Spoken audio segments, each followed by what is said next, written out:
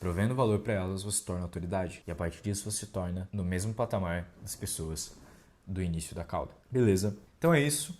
Muito obrigado por assistir essa aula. Meu nome é Igor Cadox, sou computer marqueteiro e vejo você na próxima. Nessa aula em específico, eu vou explicar para vocês o que é uma persona. Quando a gente estuda copy, principalmente, a gente tem o nosso Bob. O que é o nosso Bob?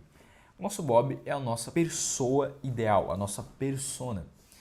Então, quando a gente está escrevendo uma copy para um tipo de nicho específico, um tipo de público específico, a gente cria o nosso Bob. Qual a idade que ele tem, aonde ele mora, como ele vive, qual é a média salarial dele, o que ele gosta de fazer no tempo livre, e vai criando toda uma história para esse cliente ideal. Como ele seria?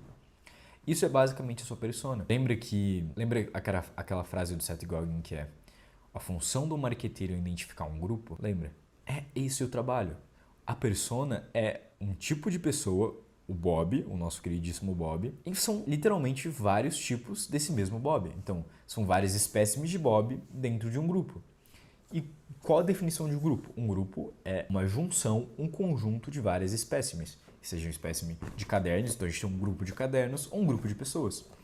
Só que quando a gente está falando de grupo de pessoas, a gente está partindo de um fenômeno social muito interessante, que é pessoas gostam de pessoas que elas confiam, e pessoas confiam em pessoas que são parecidas com ela. Para você se tornar um grupo, você ter um grupo, são pessoas que estão relativamente parecidas ou têm certos aspectos ou fundamentos que são parecidos com os seus, seja valores, seja qualquer coisa. Se tem algo minimamente parecido, vocês têm um grupo. Aquela história de, eu posso ser traído. Não. Às vezes você pode ter muita coisa que são opostas, que são antíteses, mas existe pelo menos alguma coisa no qual vocês se parecem. E é por isso que vocês formam um grupo.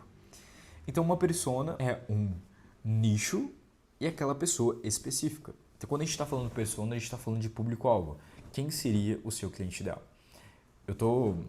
Não estou enchendo linguiça aqui para vocês, só estou tentando trazer mais conteúdo para um tópico que é bem simples. Se você está curtindo essa aula, clica no botão seguir.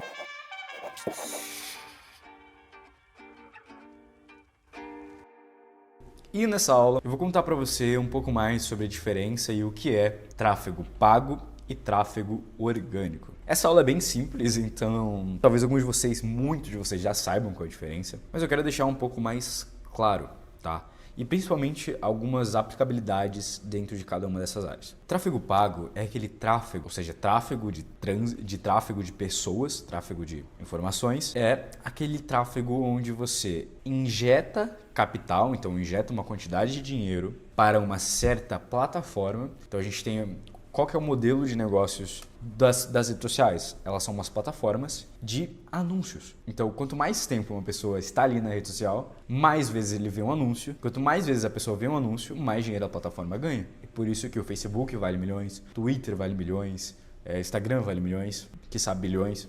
Porque se você tem inúmeros usuários acessando sua plataforma diariamente por um longo período de tempo, significa que tem muitos anunciantes ali por trás financiando aquilo. E quando você coloca dinheiro no Facebook Ads, você está financiando essas pessoas que estão assistindo você.